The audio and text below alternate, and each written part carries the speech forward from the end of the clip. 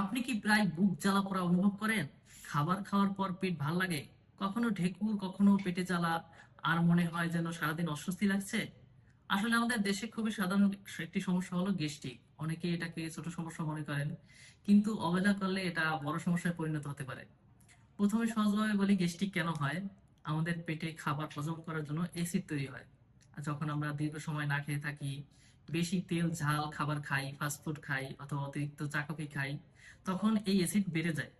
তখনই শুরু হয় গ্যাস্ট্রিকের সমস্যা। গ্যাস্ট্রিকেই সাধারণত লক্ষণগুলো যেমন হচ্ছে পেট জ্বালা পোড়া, বুক জ্বালা, বারবার ঢেকুর ওঠা, পেট ফাঁপা, কখনো কখনো বমি বা বমি ভাব। এখন একটা গুরুত্বপূর্ণ প্রশ্ন, গ্যাস্ট্রিক হলে কোন খাবারগুলো এড়ানো উচিত? যেমন অতিরিক্ত তেল ঝাল খাবার, ভাজা পোড়া, ফাস্টফুড, অতিরিক্ত চা কফি এবং কোমল পানীয়। এগুলো যত কম খাবেন তত পেট ভালো থাকবে। অনেকে আবার জিজ্ঞেস করে যে গ্যাস্ট্রিক কি আলসারে পরিণত হতে পারে?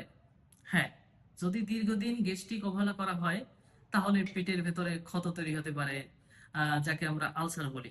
তাই শুরুতেই সতর্ক হওয়া খুবই জরুরি। এখন প্রশ্ন হলো, গ্যাস্ট্রিক স্থায়ীভাবে কমানোর উপায় কি? কিছু সহজ অভ্যাস পরিবর্তন করলে অনেকটা গ্যাস্ট্রিক নিয়ন্ত্রণ করা যায়।